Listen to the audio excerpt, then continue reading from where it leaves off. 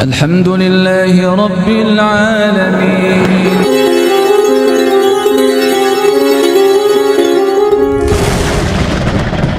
Fotonya dipasang besar-besar. Yang dipasang ini orang alim misalkan, sholatnya Masya Allah, puasanya Masya Allah. Dia cinta, dipasanglah fotonya, tapi dia tak abejeng, tak sholat, tak puasa, ya tak dapat Pak. Itu. Jadi mencintai yang dimaksud adalah mencintai dan mengidolakan, berusaha meniru, meneladani.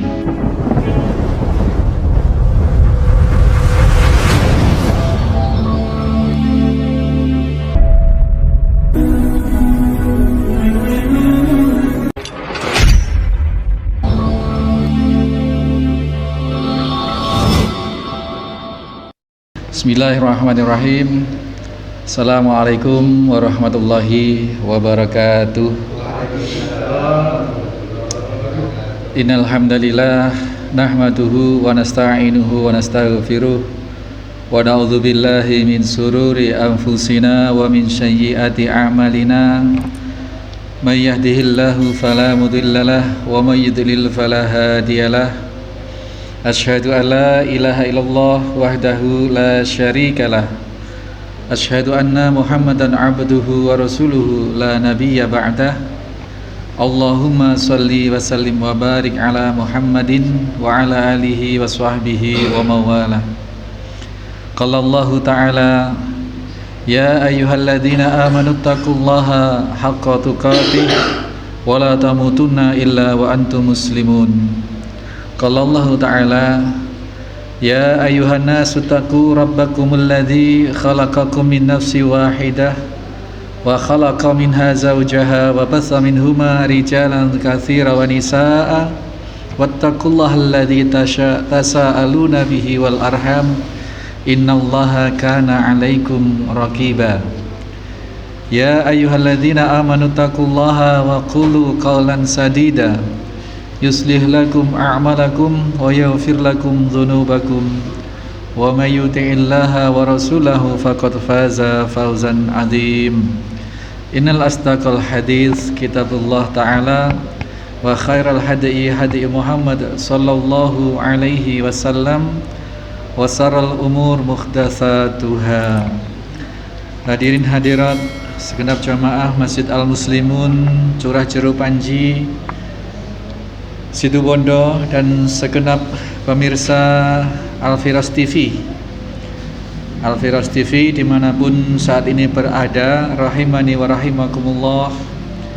Mudah-mudahan muwajahah kita kali ini senantiasa di dalam rahmat Allah Subhanahu wa taala, di dalam keberkahan yang besar, sehingga kita layak ungkapkan rasa syukur yang mendalam, yang besar kepada Allah Subhanahu wa ta'ala.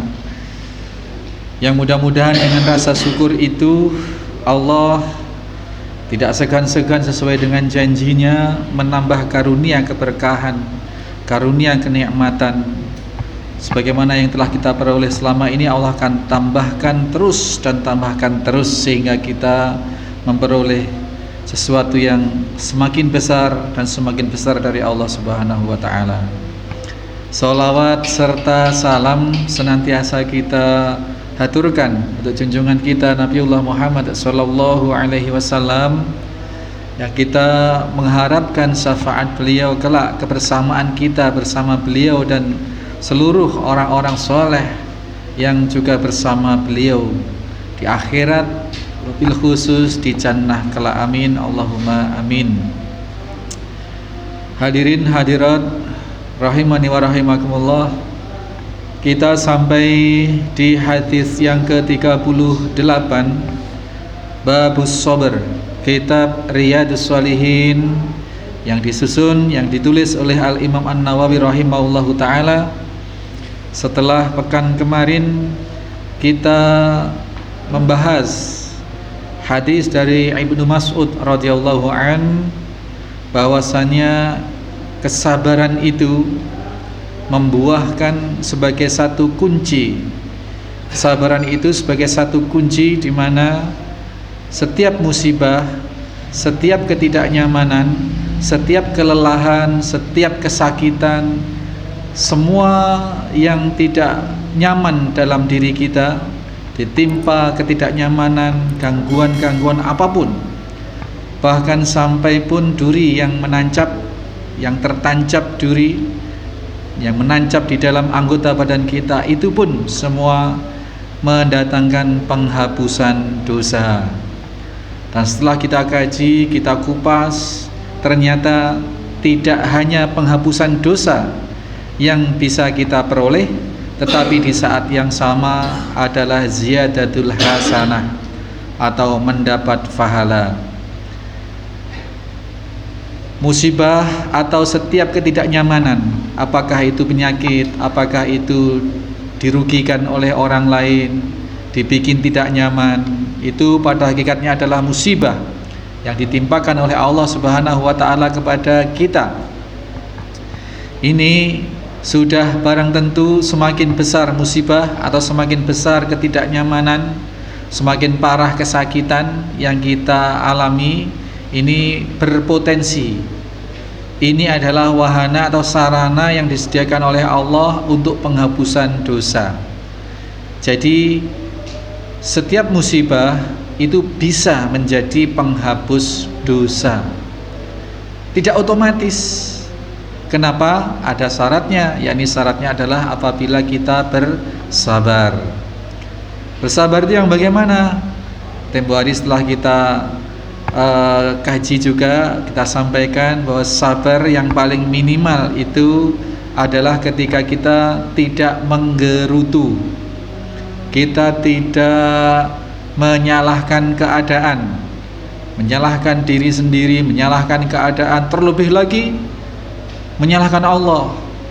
Nah, ini namanya tasahud. Kemarin sudah kita sampaikan juga bahwasanya kalau sedang tertimpa musibah, sedang tertimpa kenyamanan, kemudian kita tasahud, naudzubillah, ini tidak saja musibah itu tidak saja tidak menghasilkan penghapusan dosa, tetapi justru malah menambah dosa. Jadi posisinya kayak baterai itu Pak, plus dan minus, tidak ada posisi netral. Kalau kena musibah itu, kalau sikapnya bersabar, pahala plus. Tapi kalau tidak bersabar, yakni tasahud tadi, dosa. Jadi tidak ada posisi netral. Kalau sunnah, ibadah sunnah itu kalau kita laksanakan, kita mendapatkan pahala. Tapi kalau tidak kita laksanakan, ya tidak mendapat dosa. Tapi secara untung rugi, kita rugi, karena kita kehilangan potensi atau kehilangan sesuatu yang harusnya bisa kita dapat. Sholat isya berjamaah di masjid misalnya, mendapatkan keutamaan seperti sholat setengah malam. Itu kalau tidak kita lakukan sholat isya berjamaah di masjid, kita sholat sendiri di rumah, ya paling tidak itu tadi, tidak mendapatkan pahala yang berlipat. Digambarkan itu sampai 27 kelipatan, 27 derajat sholat berjamaah. Terkhusus yang isya tadi, seperti diantara pahalanya adalah seperti sholat setengah malam, itu sholat isya berjamaah. Kemudian kalau dilengkapi dengan sholat subuh berjamaah, maka seperti sholat sepanjang malam, sholat terus. Abejeng malolo, mulai semalaman, mulai habis maghrib sampai mulai isya sampai subuh, sholat terus menerus. Ini diantara ibadah-ibadah yang bisa menghasilkan pahala.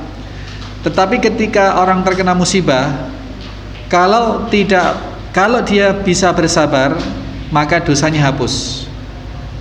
Kalau tidak bersabar, artinya dia tidak dalam posisi sabar, yakni yang dimaksud tidak sabar itu adalah menggerutu tadi. Apa? Ngok-ngokan Pak kalau orang sini Pak. Ngok-ngokan ki? Ngok-ngokan, mun Madura ngok-ngokan Pak. Terkena duri, ngok-ngokan gitu. Akhirnya marah-marah kepada siapa yang ditemui, serba enggak nyaman gitu. Ini termasuk tasahud, ini tidak boleh, dosa. Nah, kemudian tidak hanya kalau bersabar dalam menuai, dalam menerima musibah tadi itu, tidak ngok-ngokan, tidak tasahud, tidak menggerutu, berarti dia bersabar, dia mendapat penghapusan dosa.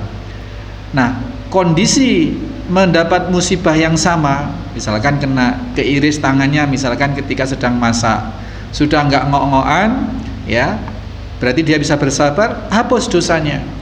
Nah, kalau kemudian dibarengi dengan perasaan mengharap pahala atau ihtisab, maka ini double lagi, Pak, ada tambahan lagi, Bu.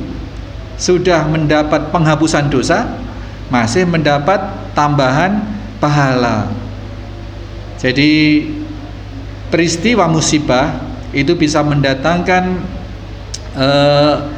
penghapusan dosa, atau yang tempo hari kita sebut sebagai sebagai taghfirudz dzunub, penghapusan dosa, dan ziyadatul hasanah, penambahan pahala.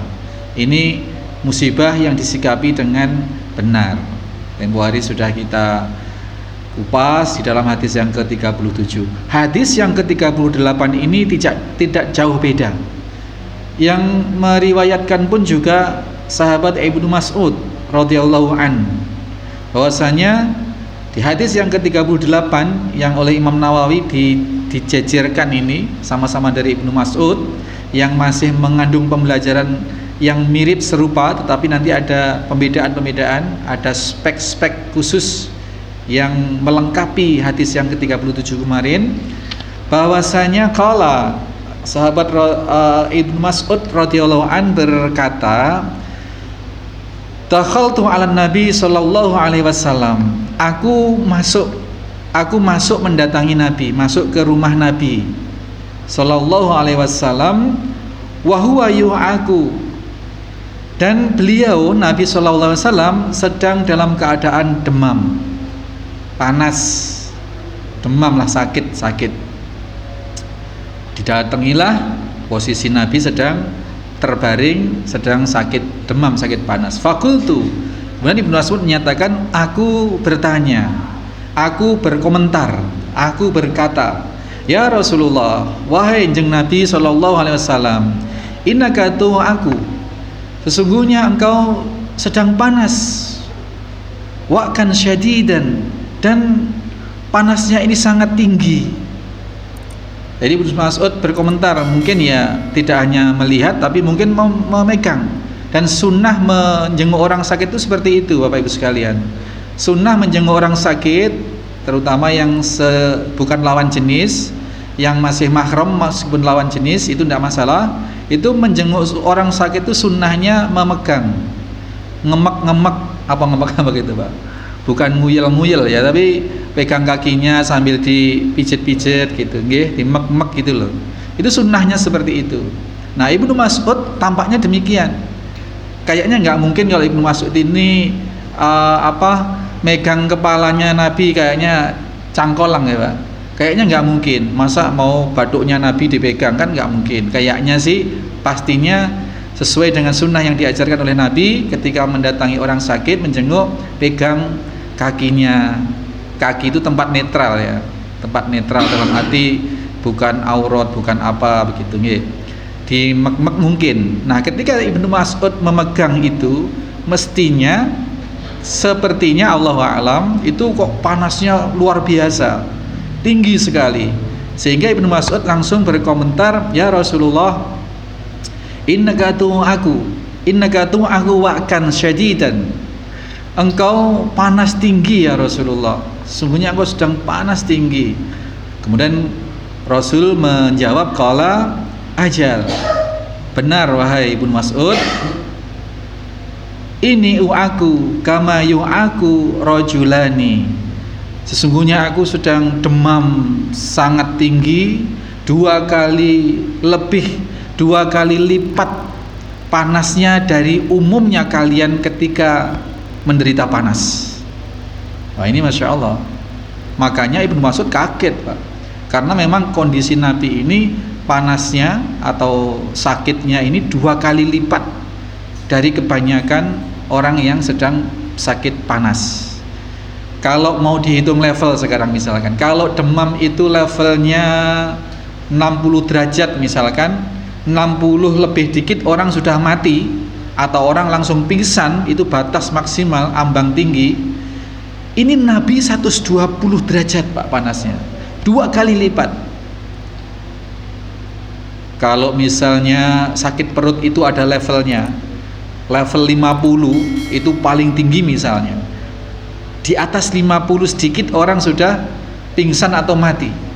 Ini sakitnya Nabi ini 2 kali lipat. Bayangkan. Nah kita ini orang-orang biasa.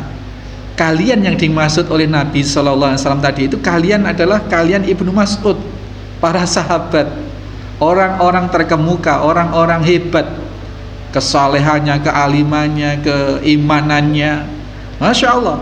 Bahkan di antara mereka, di antaranya 10 orang dijamin masuk surga. Kalian yang dimaksud di situ adalah rajulani, kalian 2 orang di antara kalian. Jadi para sahabat. Padahal ini tidak bisa terukur oleh kita, Pak. Sahabat dengan kita, wah jauh. Sahabat orang alim, orang soleh. Nah, semakin tinggi keimanan seseorang, semakin tinggi derajat makom seseorang di sisi Allah, cobaannya itu, musibahnya itu juga semakin berat. Cobaannya semakin berat. Gitu. Asadun nas, ya, asadun nas balaan al-anbiyaun. Setinggi atau cobaan yang paling berat ditimpakan oleh manusia itu adalah nomor 1 para nabi. Kemudian summa amsala, dan kemudian yang semisal dengan para nabi, ya yang makomnya dikit-dikit lah, pokoknya yang semisal dengan nabi, bisa dikatakan para sahabat, para aulia, para wali, misalkan seperti itu. Summa amsal, kemudian semisal itu. Jadi ada tingkatan-tingkatan. Wadzalika likamali, dan itu adalah merupakan bentuk kesabaran yang sempurna. Wadzalika likamali sabrihi wa ihtisab. Mereka itu para nabi, summa amsala tadi itu memiliki ketahanan, kesabaran dan ihtisab yang sempurna. Itu yang dibahas itu adalah mereka. Lah kita ini siapa ini? Kita ini siapa? Tapi jangan khawatir. Tempo hari mungkin sudah di sini ya, atau di tempat lain kita sampaikan ada hadis yang menyatakan ada Arab Badui ketika ada rombongan Nabi di satu tempat, satu perjalanan, Arab Badui ini tanya, apakah seseorang biasa itu bisa menyamai derajatnya dengan orang-orang alim, padahal orang biasa ini tidak melakukan amalan-amalan sehebat amalan-amalan orang alim. Kemudian Nabi SAW menjawab itu ya, almar'u ma'a man ahabba, almar'u ma'a man ahabba. Seseorang itu kelak di akhirat akan bareng bersama, ngumpul dengan siapa yang dicintai. Jadi kalau kita ini memberikan jawaban pada Arab Badui tadi itu, meskipun engkau orang kampung, meskipun ilmumu itu cuman cetek, cuman ya sekedarnya seperti itu, tapi kalau kau mencintai para nabi, mencintai nabi dan para sahabat, mencintai orang-orang alim, orang-orang soleh, mencintai dalam arti berupaya untuk meneladani, Pak. Mon perak cinta-cinta malolo, ya tak ada Pak. Cinta, fotonya dipasang besar-besar. Yang dipasang ini orang alim misalkan, sholatnya Masya Allah, puasanya Masya Allah. Dia cinta, dipasanglah fotonya, tapi dia tak abejeng, tak sholat, tak puasa, ya tak dapat, Pak. Itu. Jadi mencintai yang dimaksud adalah mencintai dan mengidolakan, berusaha meniru, meneladani. Itu yang dimaksud. Maka dalam hadis ini pun kita diajarkan bahwasanya Nabi dan Rasul itu mendapat cobaan yang paling tinggi. Mereka adalah manusia-manusia terpilih yang makin besar derajat kehambaannya di sisi Allah, maka makin besar pula kadar cobaan yang diterima, kadar kesakitan, kadar kesusahannya itu, tetapi mereka mampu menghadapi itu karena memiliki kesabaran dan pengharapan kepada Allah yang sedemikian sempurna, dan itu kita teladani.